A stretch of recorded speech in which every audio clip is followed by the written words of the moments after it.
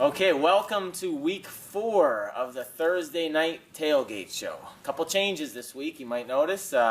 First of all, our setting's a little bit different, and secondly, we're missing one of our guys here, but he has a really good excuse. Pat Cramsey, head basketball coach at Panther Valley, the host actually of the show, who usually takes care of keeping everything in order here. He has a really good excuse. His wife delivered a baby this week, and he's with her right now, and they're 2 sons now, and we certainly miss him here, but the show must go on.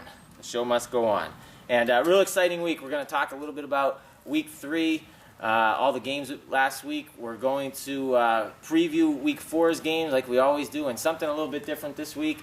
Coach Davis and I accepted an invitation from Coach Farr, and we're heading up to the jungle in Schuylkill Haven to film from there and talk to some of their guys and feed off of some of that excitement from for their big game against North Schuylkill this week. Coach Cramsey was kind of the master of transitions here. He always kind of cut us off when we needed to, and he transitioned to the next game. So we're going to try to do that in a pretty decent way this week, and we're going to start by saying, speaking of big deliveries, Lehighton defense delivers again. Lehighton's coming to the AFL next year, and we like to talk about them a little bit every week. So, Coach Davis, a little bit about that game last week. Tell you what, you looked at this game last week. Pocono Mountain East was 2-0. You know, and it's early in the year, but still 2-0, and you're not really sure who's where yet. And Lehighton goes up there, and they have 7 takeaways. Defensively, they were awesome all night. 2 of them went for touchdowns. They beat Pocono Mountain East 35-7. So, huge victory that's a lot of points, too. That's good points. Absolutely. They scored a lot, and they limited Pocono East, who was averaging 30 a game coming into the game, to just a touchdown. And it was a touchdown in the first drive of the game. You know, they didn't score for the rest of the game then, and Coach McCarroll's got to be thrilled about that. Coach McCarroll, I know, is a follower of the show here. He's referenced us a couple times. He's talked about it, and we talked about one of the reasons why he follows the show. He's probably trying to get the jump on next year, find out who the players are to watch and who the coaches are and all that kind of stuff. And for the A9 people watching this, you got to be talking about some of their young guys. Wyatt Clements, sophomore, I believe, 86 yards and 2 TDs, another impressive performance. They moved them to Wildcat, something they did last year with Jason Nalesnik, and a couple big defensive scores. Coach mentioned the turnovers that they had, and 2 of them they turned into touchdowns. Absolutely. You look at Gavin Zahner had a 20-yard interception for a touchdown, and then defensive tackles. Any time a big guy gets the ball in his hands, that's a bonus. And then Connor Fry, not only did he get the ball in his hand, but he took it for 6. So yeah, 31 yards the other way. Yeah, I mean you got to love it. So that's an awesome game for the Indians there. Hey Connor, I know you guys watched this. Your coaches told us that. I just want to commend you on your interview on Friday Night Football on TV 13 afterwards. That was just awesome. That's what sports are all about. You were very humble, and at the same time describing that touchdown as an amazing feeling. That was pretty cool to see. So that was awesome to see. We're going to talk a little bit later about some of the nonsense that goes on in college sports and in high school sports, and with our Twitter question. But that was cool to see the way that you responded after that touchdown after the game. Absolutely. When you're excited, you got to let everyone know you're excited. But just remember that you're out there part of a team, and absolutely, and a lot of times you see the guys out there, they thank their linemen and they thank their coaches. A lot of the guys remember that, so we'll focus on that a little bit more later. Absolutely. I want to take a quick break from the recap, and we had a Facebook message this week from Samantha LP, and I know who you are, Samantha. And you asked if we could give maybe a shout out to Palmerton, and anybody that knows me knows Palmerton is near and dear to my heart. I teach there now. I used to coach there, and Palmerton's 2-1. So Samantha, that's your shout out for this week. Hopefully we go to 3-1 this week. Absolutely. Good luck, Palmerton. All right. One of the games that was a big contest everybody was talking about, and again another team that's coming into the AFL next year. We decided to talk about Blue Mountain and Pottsville. Yeah, I mean, Blue Mountain, we talked about their early schedule. They had Conrad Weiser, who was very good this year. Then they went and they handled Jim Thorpe. Even though the game was a little bit closer than the score, they handled them. And then they played Pottsville. And it's a backyard rivalry. Throw the records out the window. But Pottsville hung on for a 23-21 victory. it sounded like it was an awesome game. The articles in the paper, some of the kids that stepped up. The Bornstein kid, Will Bornstein from Blue Mountain, I mean, every week his name's in the paper. He had 20 carries for 197 and 2 touchdowns. He was the MVP for Blue Mountain. Just another awesome performance for Will. Yeah, a couple things. Coach Crampsey's not here right now to defend himself, but he tweeted that he gave Pottsville the slight edge in this game, and he took a lot of flack on Twitter. Or Blue Mountain. I'm sorry. I think sorry. it was Blue Mountain. I'm not yeah, sure. well, and we knew it was going to be a close one, and it created a little stir. Heck, maybe it created a little motivation. Absolutely. But one person who certainly stands out in that game, Pottsville freshman phenom, Darian Jacoby. Make sure I got the number right here. 25 carries for 141 yards. Pottsville's coach was quoted in saying after the game that when the times were tough or when we needed a big run, we went to our freshmen. And I'll tell you what, that's big praise. You don't normally see people going to a freshman in tough times. So Darian Jacoby, obviously a name we're going to be hearing for several years now. Absolutely. Sounds like, a bunch of great things coming out of Pottsville with Darian as a freshman there. I mean, you get 25 carries as a freshman when you're playing your rival. Your coach has a lot of confidence in you, so that's great to see. Good job, Darian. Absolutely. A game I got to go to, Panther Valley versus Kutztown. A big win for Panther Valley, 40-26 in Lansford at one of the nicest stadiums, in my opinion, I'll ever go to. And Coach Davis predicted last week a big game for Richard Nace. He said last year Richie Smith ran wild, and will it be Richard Nace this week? And it certainly was. 20 carries for 175 yards. Like I said, I saw it personally, a lot of hard yards and 3 touchdowns. Yeah, absolutely. We knew Richard was going to show up and have a huge game. First home game, a lot of emotion, when you're a senior, there's only 10 games in the season and 5 of them are at home. Yep. And when you have that first game there, and Richard showed he really stepped up. Another senior, Kyle Ferryman, every week. You pick up the paper on a Saturday morning and Kyle Ferryman's going to have his yards and a couple scores. He did it again, 99 yards. He had 4 total touchdowns. He threw for 1 or 2. He ran for a couple, all over the field. The nice thing was you're kind of seeing some younger kids. Yep. Coach, you were there. You said C. Keogh defensively was all over the field. Yeah, I just thought everything that involved a big play, number 1, which is his number, was in the mix somewhere. And not only just on defense, but on special teams too. And that's huge. Guys contributing. But we've talked about C a couple times on here, and he really stepped it up. A side story. This is my first year in 15 years not coaching, and went to the game with my wife and my kids, and I had to stand in line. And it was a really unique experience. I was like, wow, I really haven't done this that much the last 15 years. And then I had to get up there and pay admission. And I always had a card that I can show to get in. And I'll tell you what, you mentioned Kyle Ferryman. He was worth that price of admission. Just going backwards a little bit. But Kyle, he plays the game the way it should be played. Goes all out at all times. There was one play in the game. I think PV was up maybe 8 or 9 at the time, but Kutztown was kind of gaining momentum, and he was wrapped up in the backfield and did an amazing playground thing, got rid of the ball somehow, got it to Richard Nace. Nace broke a couple tackles and went 15 yards for the touchdown, and just a lot of fun to watch, and like I said, we're going to talk about this later, but I think Kyle Ferryman's one of those guys that plays the game the way it's supposed to be played. Right, and one of the things that really caught my eye while looking at this game was the yardage. The final score was 40-26. Yardage was 296 to 293. Extremely even. Turnovers. Kutztown had 5. Panther Valley had 1. It's hard to lose the turnover battle by 4 and even be in a ball game. And Kutztown was in it for a while. Oh, absolutely. PV scored a couple late there. Entertaining game. And one other guy that came up was a young guy. Yeah, I talked to Coach Brock Hazlett, one of the assistant coaches, and he mentioned Anthony Vavra. And we got to coach Anthony last year. We love him. We think he's Kyle Ferryman in the future. A little guy, but man, he tough as nails, and he really gets after it. Coach Brock Hazlett mentioned that he's been really working hard, and it showed the other day. Got a lot more time on the field and came up with a big interception down the end and returned it maybe another 20 yards and put PV in a really good situation, scored a few plays later. So, it's nice to see guys like Anthony Vavra. We know him personally, hard worker, does everything right in the classroom, off the field and on the field. And, to see a sophomore like that starting to emerge, that's pretty cool. Absolutely. And speaking of hard workers, every time you talk to Coach Holman, he can't praise his kids, any more than he has. And it showed again. Mahanoy this week, 40-6 winners over Marian. And Coach, you said you weren't surprised by. I wasn't surprised by the winner. I was surprised by the way they won, though. Yeah.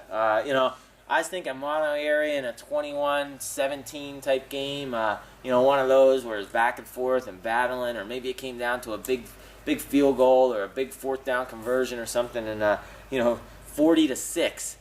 Man, that's a statement by Mahanoy. Absolutely. Mahanoy's got it rolling right now. Yep. And the coach, Coach Holman said everyone was saying we didn't play anybody yet. I understand Marian this year, they're 0-3 now. But, every week, Mahanoy's just putting up awesome numbers.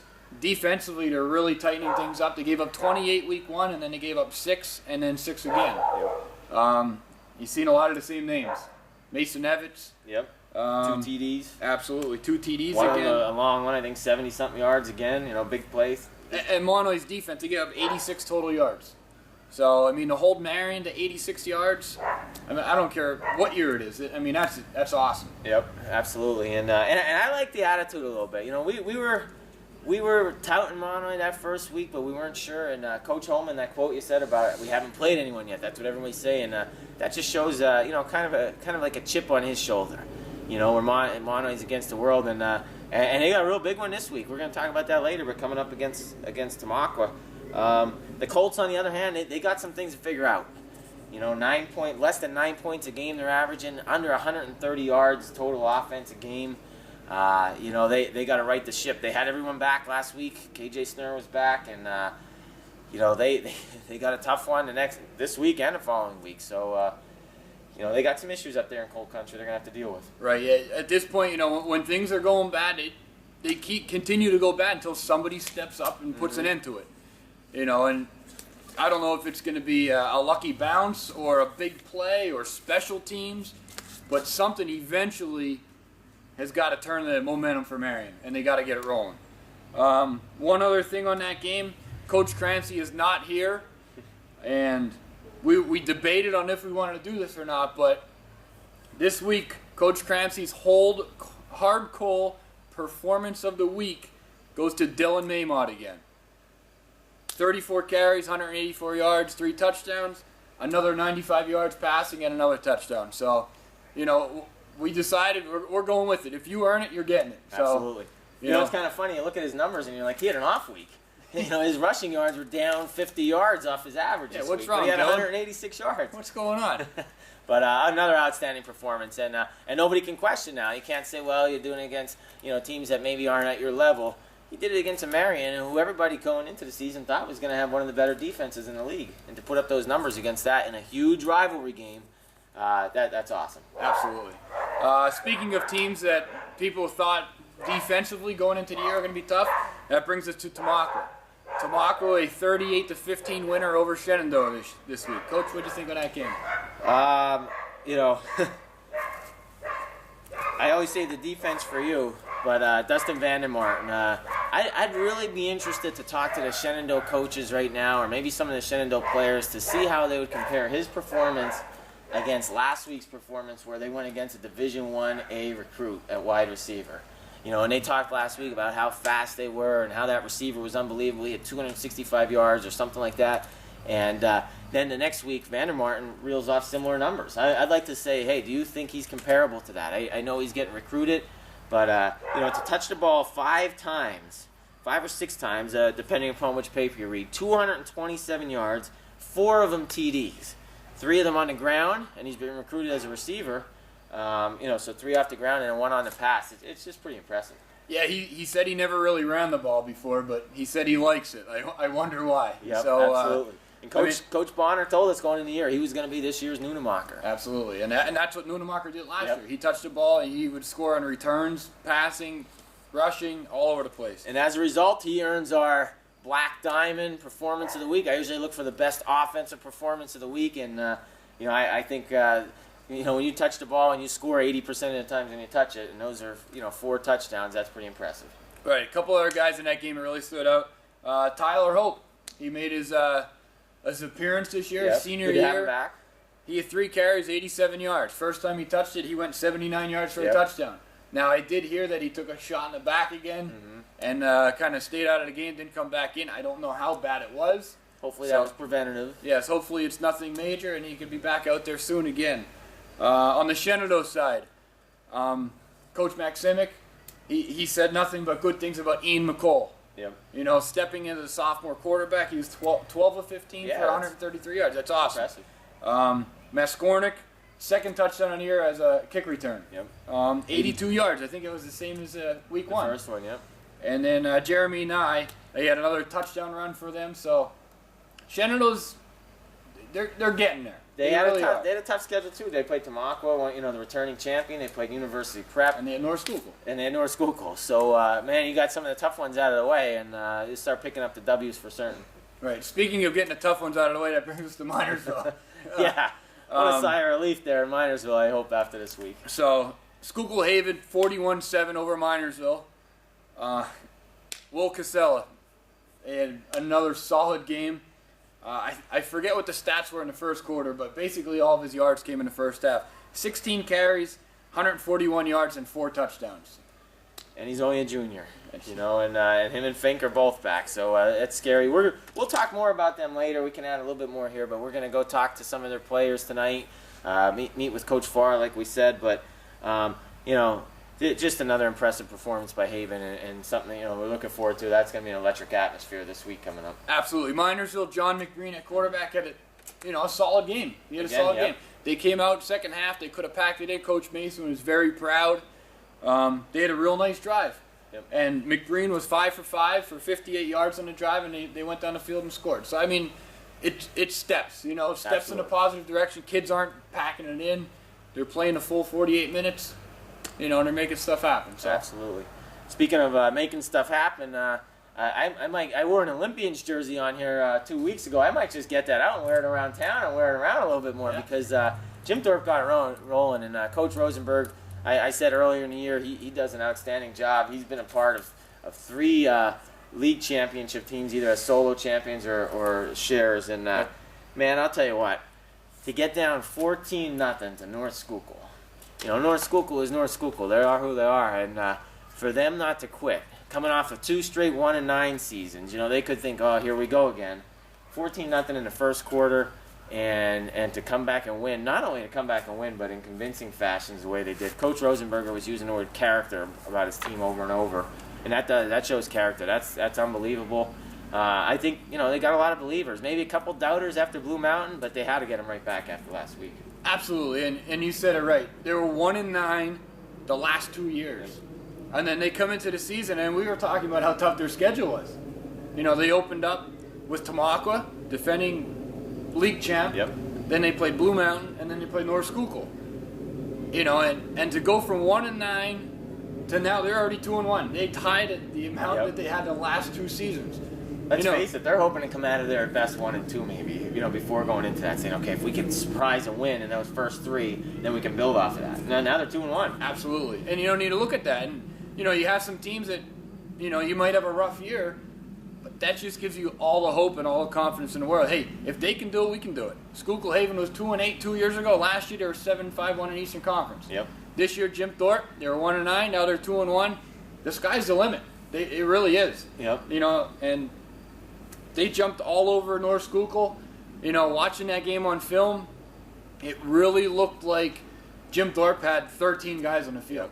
North Schuylkill was running their option, and they were waiting for them. Absolutely. North Schuylkill got some yards, but Jim Thorpe, they played awesome. And that's the thing this year. That's the difference. Last year, Jim Thorpe can score with anybody, but this year their defense is playing much better, and against a team who last week we sat here and talked about how diverse North Schuylkill has become. They can run the ball and pass the ball. And, after that initial jump, in the 2 scores, they shut them down. 1 touchdown for the rest of the game. And like you said, almost 13 players on every play. Just some numbers there. Jim Thorpe, on the other side, offensively had 374 yards against who we saw him in 2 scrimmages and 2 games. We thought this was the best defense in the league that showed no kink in the armor, and 374 yards against them. Yeah, that's what probably shocked me the most. We said our thing was we wanted to see, can Jim Thorpe's defense stop North Schuylkill's offense and vice versa. Yep. And, I mean, that just jumps off the paper at you. Absolutely. I mean, I picked up the newspaper, and I'm like, 41-21, that had to be a typo.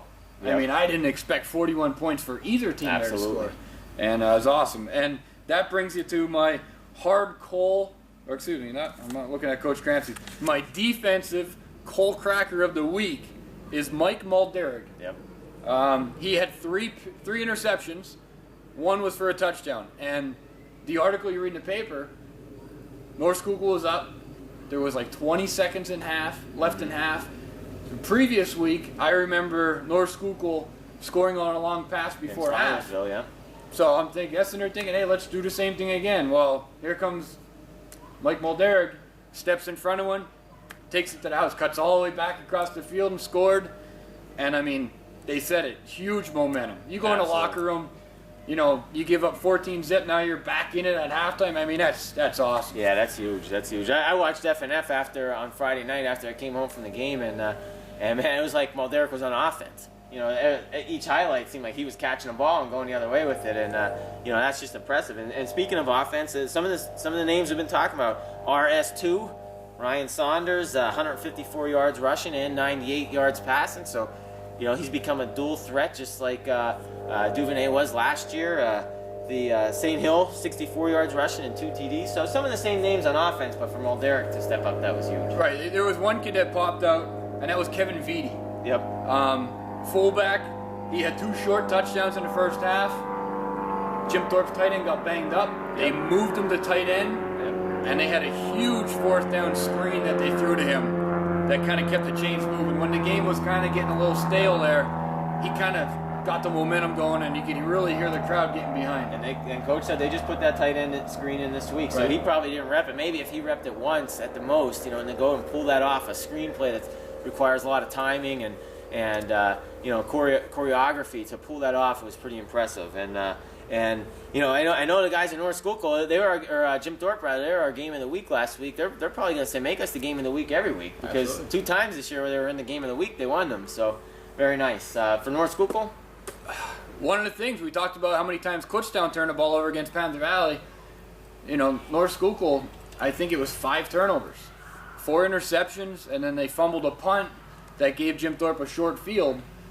You can't expect to win big games by turning the ball over 5 times. You can't. So I'm sure Coach Hall and the crew up there, they're working on ball security this week. High and tight, and interceptions, throw it out of bounds, take the sack, whatever you got to do. But you got to treat that thing like gold. Yeah, Coach Hall said it in the paper. He said, hey, we got away with it those first 2 weeks, but we didn't the 3rd week. North Schuylkill is not, happy with mediocrity. They want to be competing at the elite level in the league and in district, so they got to take care of that. Absolutely. So, anyway, we're going to take a quick break here, and then we will come back with the Week 4 recaps.